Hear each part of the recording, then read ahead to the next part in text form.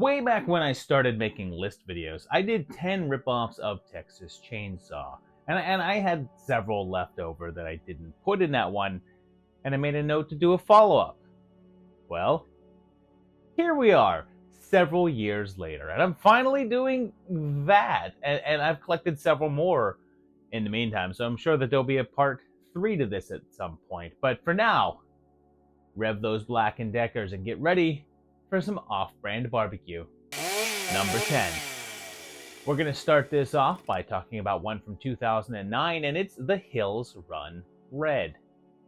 This one gives us word of a lost film called The Hills Run Red, and it was so intense that they pulled it from the theaters and no cast or crew was ever heard from again. And the film is seemingly gone, with only a trailer for it still existing. It shows a killer named Babyface, and the director is the Grim Reaper. Tyler here, who was also in Lost Boys 2, is obsessed with it, but why should he be when he can go see sheer cinema like Fear.com? He becomes so obsessed with finding the director, Con Cannon, that he seeks out his stripper daughter, and she's Sophie Monk, but his girlfriend and best friend start to bone. Tyler forces Alexa to go through withdrawal to clean her up, and then here's where it starts to feel more like Chainsaw. They head off to the backwoods where the film was shot and meet up with some of the more hillbilly people that live there and start to uncover the old shooting locations. The big comparison comes with the villain, who was a real guy in the backwoods that they hired for the movie, and he constantly wore a mask because he couldn't bear to have his face seen. He was also not the brightest guy and basically a giant man baby, essentially just Leatherface with a cool mask. But I have this so far down on the list because it's not the most egregious of the rips here, and outside of the setting, which you could also compare to Wrong Turn or whatever, and the inbred hillbilly aspect, which I suppose you could also say was a little bit Hills Have Eyes, it's not doing any straight up copying. And it was directed by Dave Parker, and this was the first full feature film he directed after taking a 9-year break after doing The Dead Hate the Living. The script was actually by David Shaw, and he stated in an interview that a number of scenes were cut from the film by producers, and that any efforts to get them back to include on any releases have been unsuccessful. And it's fine. I like this one, but I'll admit that it's not doing too much that's new, but it's still a nice watch. Number 9. Well, if that one wasn't enough of a ripoff, then how about 2013's The Spanish Chainsaw Massacre? This begins with a crazy dude killing a woman in the woods, but then there's a metal band called the Metal Cocks, and they have a very pregnant lead singer. They load up in a van to head to their next gig on their tour, and they just mainly argue all the time and fart. Their van breaks down and they end up in a town and have to spend the night, and it turns out that the inhabitants there are a little wilder than expected. And when I say wilder, I mean that the whole town is bananas and includes dressing up as Spider-Man clowns, I guess. And yeah, it's gross. There's lots of butts and boobs and poop and blood, and sometimes those things are all mixed together. So it's like a Spanish trauma or something. But you may be noticing that there's not really all that much in common with Texas Chainsaw here. But there is a teenage kid getting killed, and the actor laughing while it happens. So there's that, I guess. But yeah, with the exception that townspeople are eating their victims, and the fact that one killing does involve a chainsaw, there's not much comparison here to TCM. In fact, the original title was Carnivores, but when it was released worldwide, it was switched to the Spanish Chainsaw Massacre, and the tagline was added saying, "You'll wish you were in Texas." And it was directed by Manolito Motosierra, and he seems to mostly do crazy shorts, but has a couple of other features, including a sequel to The Corpse Grinders, The Corpse Grinders 3 that was actually executive produced by Ted Michaels. Also, even though I said that this was from 2013, it didn't get a US release until 2017. And at less than an hour, it's amusing and happens quick enough, although it's definitely in that category of maybe trying too hard for a good portion of it. Number 8. We are going to stay in subtitle land for a little bit and check out 2017's What the Waters Left Behind from Argentina.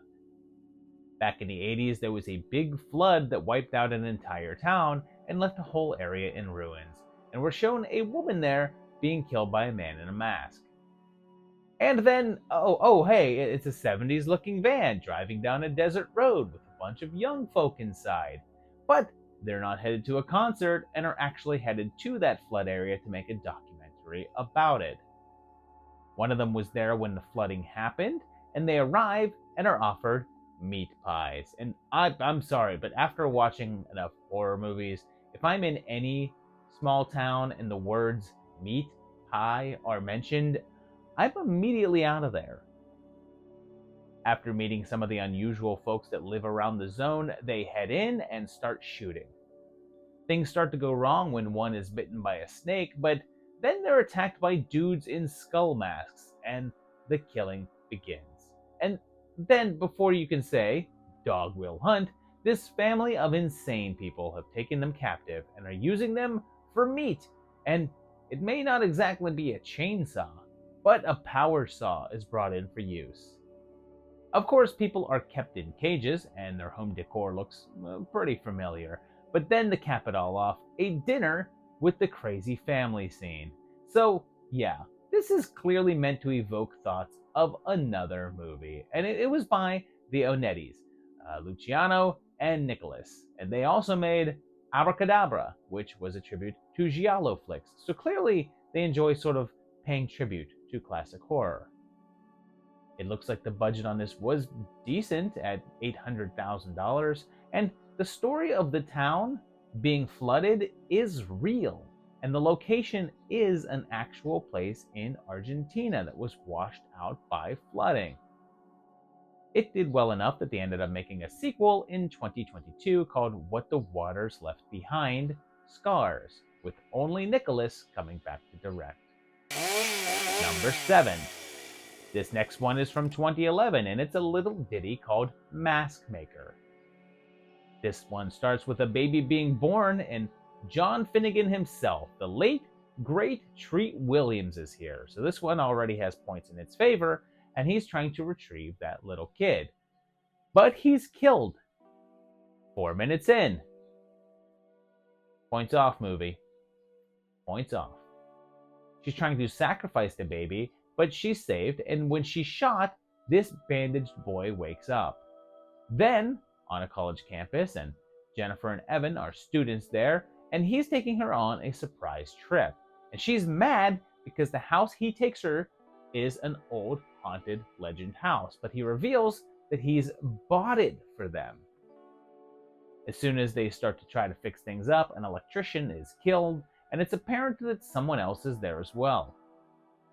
There's a flashback to a young boy being made to live in the closets, and I guess we're also doing a sort of Hills Have Eyes rip because they go to a shop called Pluto's, and look who's working there.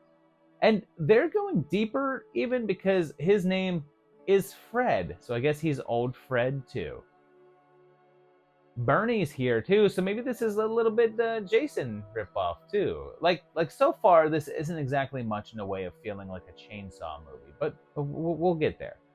Soon enough, they have a bunch of friends come up to check out the new place, and they find a diary of the woman from the intro. It seems that she had a young boy that was very troubled and a product of incest. Of course, as everyone sort of goes off to have some sex, our killer starts to do his dirty work. And that part still feels like Friday the 13th, but here's where it belongs on this list. As he kills the group, he pulls off their faces and wears them. And yeah, you can see now why this is included. And this one is from Griff First, and this isn't the first of his films I've covered. but it is the first that didn't have any sort of aquatic creature in it. He also did Swamp Shark, Ghost Shark, Trailer Park Shark, and Nightmare Shark, and I've covered all of those. And he also did Lake Placid 3, and yeah, most of his movies are knockoff films, so it should be no surprise that this is also one. Even though it's kind of pulling a lot of different things from a lot of different sources, but yeah, he repeatedly wears the faces of his victims. So here we are. Number 6. Coming up next is something from 2012, and I guess the reason for its inclusion should be obvious right off the bat, because it's the Texas Roadside Massacre. Although I guess it also just goes by Roadside Massacre. But to reiterate, Texas Roadside Massacre. It starts pretty familiarly with a group of young folk on a road trip together, and they stop at a little gas station, where the man that works there is quite eccentric. Instead of a creepy hitchhiker, they pick up this creepy dude who works at the rib place up the road, and it's Jimmy's Rib Shack. I wonder if that's related at all to Jimmy's Chicken Shack. The employees all seem zoned out, and Karen thinks that one of them is her sister, who has been missing. And when they run out of gas, they have to go back into the little town, and end up having to stay overnight as they fix their car. Turns out that other people are there looking for missing family members, and sure enough, as soon as everyone splits up, they are attacked. And one of their attackers, go figure for a movie called Texas Roadside Massacre, is a heavy-set guy wearing an apron who starts to slice into his victims. And then there's a scene where Karen, on the run, meets up with the guy who runs that gas station and thinks that she's found safety, but surprise, surprise, he's just one of the family members and is in on it. And this one was directed and written by Scott Kirkpatrick and was the only film that he would direct. He has a couple of shorts on his resume, but this is the sole feature. It seems that a while after this film, he ended up on the producing ends of things and worked on a number of Christmas-themed films, started up his own production and distribution company. And again, for a film called The Texas Roadside Massacre, it's really only taking the surface level stuff from it. Like, none of the weirder or grimier elements of the original film are present here. And it's more like it's a more streamlined version of the same basic plot. Number 5. Let's rewind a little bit and go back to 2004, just a little bit after the Texas Chainsaw remake was released. It made a ton of money. And check out Chainsaw Sally. We've got a library and a group of people that are super jerky to each other, and an uptight librarian, and she's Miss Sally. And I guess she kills a guy who was really rude to her. A building developer comes into town and wants to create a bunch of condos there, and Sally likes her little community and the old guy that runs the hardware store. And she has a brother named Ruby that's feral and lives with the wolves out in the woods. Sally also likes to chase people in the woods with a chainsaw, and of course does the proper dance. And she kills people based on not returning library books. She continues through the rude people in the town, and you'll notice that so far the plot is virtually nothing like the Texas Chainsaw Massacre. And the only similarities is that the character has a chainsaw at one point and does the Leatherface dance at another. And, well, here's where we turn that corner, because again, it's a movie about a girl who uses a chainsaw, and her father, shown in flashbacks, is played by none other than Gunnar Hansen himself, the OG Leatherface. And when attackers invade his home, his weapon of choice is, in fact, a chainsaw. And then there's even a bit where Sally is wearing a full-on Leatherface outfit and goofing around with her brother. And this one is super low budget and was by Jimmy O'Burl, and this was his second film. Most of what he's done with film have revolved around this character, because after this movie, he would also go on to do a web series called The Chainsaw Sally Show, after this became a minor underground hit. The first season ran for 11 episodes in 2010 and followed the further adventures of Sally and her brother, and the second came in 2012. And it was said that a third would follow, although as of now, there's no news on anything further. Number 4. Those last two films were of a more backyard variety, so I figured that we should go on to a more pricey venture, even though it's still low budget, and we'll look at 2008's The Cottage. This has one of the League of Gentlemen here, so I assume that this film is local, and his brother surprisingly isn't motion captured. They're a pair of low-level criminals, and they've kidnapped a woman, and she's giving them a hard time. They're planning on ransoming her off, but her dad is a rough and tumble guy, and he sends Tracy's brother up with the money for the exchange, but he's in cahoots with Peter and David. However, Daddy actually already knows that and sends some enforcers to trail him. But then David goes to the nearby town, and Pinhead is there and warns him about the place that they're staying. Turns out that Tracy is pretty capable and has escaped, taking Peter with her. Now, here's where we start to enter into the territory of landing it on this list. They end up going to the farm nearby, and even though they have warnings to keep off the property, they go anyway, and end up trespassing into the home and finding a bunch of creepy photos. And of course, as is standard, that weird death house in the middle of the countryside comes equipped with a giant man baby, inbred cannibal with a stitched up face. So, this guy isn't so much wearing a mask made of human skin as he's all scarred up to the point that his face looks like Leatherface on its own. And then you've got people hung up on meat hooks, and there you go. And this one is from Paul Andrew Williams, and it was his second film.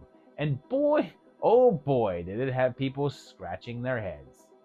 You see, his first film was this very critically acclaimed piece called London to Brighton, and it was even nominated for a BAFTA. And he then followed it up with this super violent and silly little movie, and confused everyone, even though it's still got some solid reviews and it's pretty damn enjoyable. Number 3. Okay, for this next number, I'm doing something that I just haven't done before, because we're talking about a film from 2022 called The Sawyer Massacre.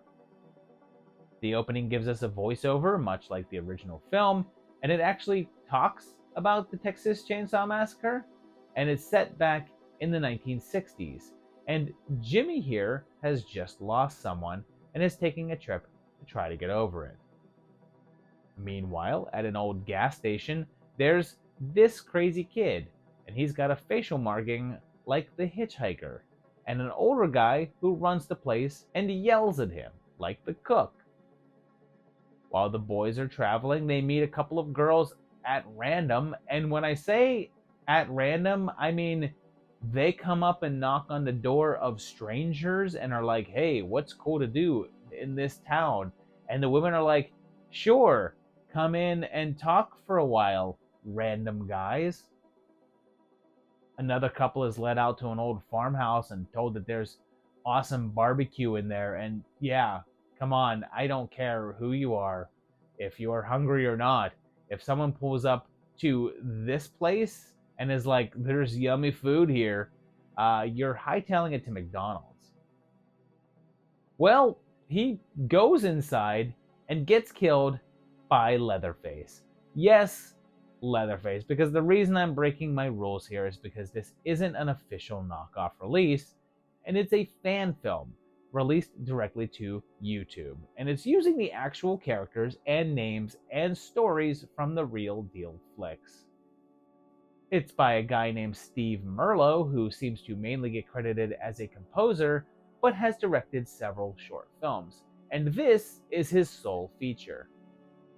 He had done a previous tribute back in 2014 called First Annual Barbecue, and here goes full length. And I suppose if you're unclear about fan films, there's sort of a legal gray area. They're kind of allowed as long as you're not profiting from them. and you're offering them to be viewed for free, but that doesn't make them legal in terms of copyright. Even if you're not making money off of it, the copyright owner can still send you a cease and desist and come down on it, particularly if they feel like it's damaging to the IP's brand.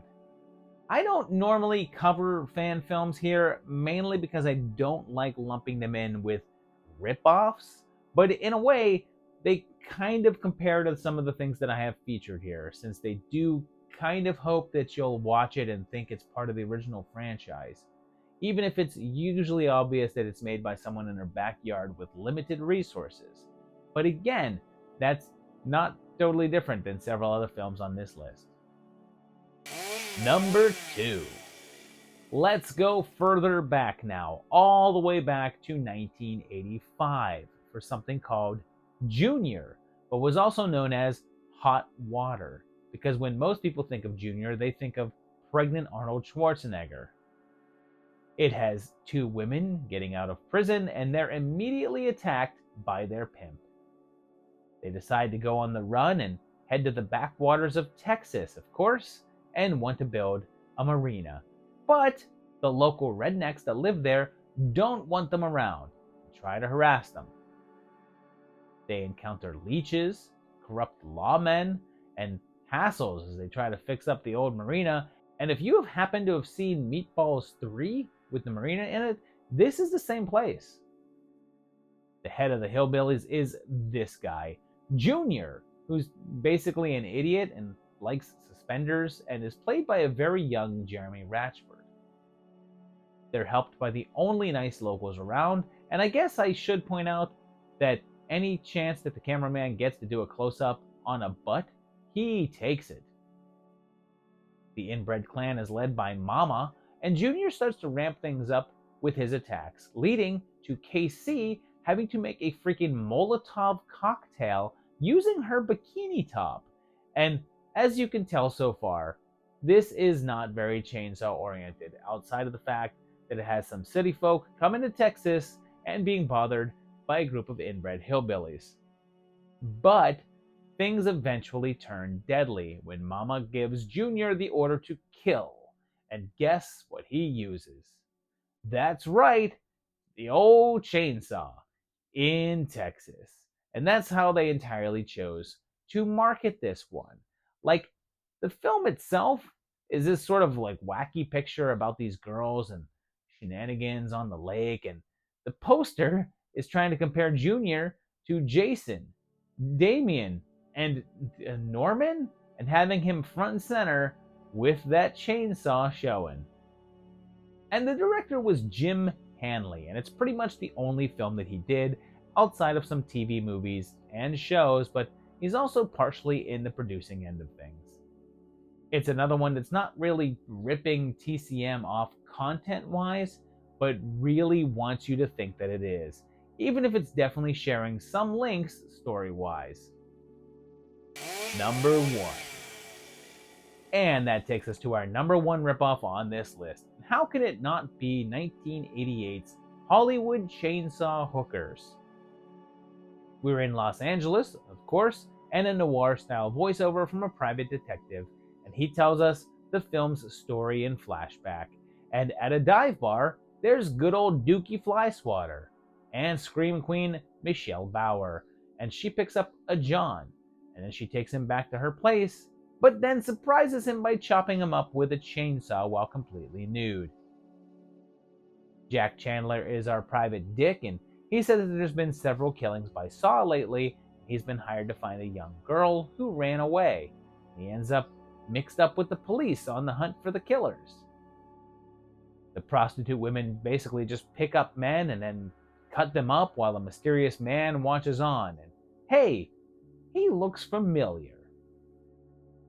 Jack ends up at the bar from earlier, and Mercedes tries to pick him up, and the stripper there turns out to be the girl that he's looking for, and she's also trash.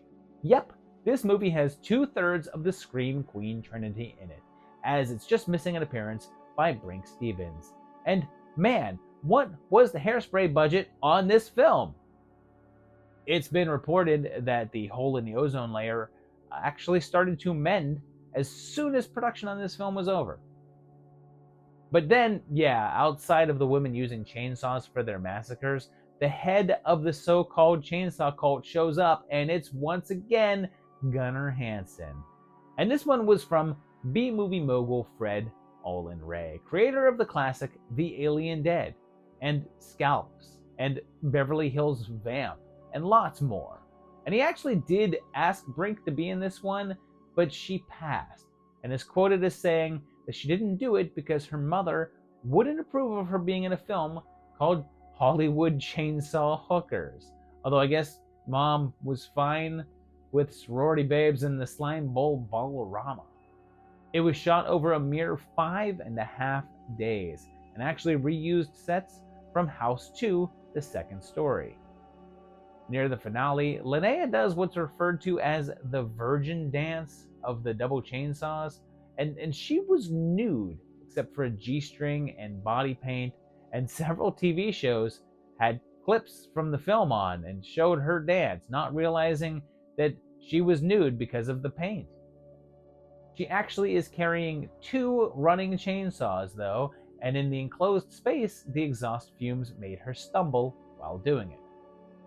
And if there was any question as to whether or not the film was influenced by Texas Chainsaw, it's pretty much dispersed by them actually casting Hansen. And this film is so much silly fun. I love it. It's terrible, but also amazing, and you should see it. So there you have it. 10 more films that are either ripping off, inspired by, or a fan film of the Texas Chainsaw Massacre. Obviously, various degrees of taking from the story, but also just straight up trying to make a marketing hook about it. And most of these were pretty enjoyable. I enjoyed probably more than half of these. I don't know. A lot of these were pretty fun in a good way. Some of them were not so great, but oh well, there you go. Let me know which one of these you've seen down below. Let me know if you know more Texas Chainsaw ripoffs. I have some more already listed off on the side to do another volume of this in the future. Let me know some other ones you'd like to see on here as well. Put that in the comments down below. Also, if you liked the video, hit the like button. If you enjoy the channel, hit the subscribe button. If you want to, go check out my Patreon page at patreon.com/movietimelines, and you can help support this channel. I certainly appreciate that, but you can just keep on coming back and watching these videos, and I will see you very shortly for another great one. Thanks a lot. Bye-bye.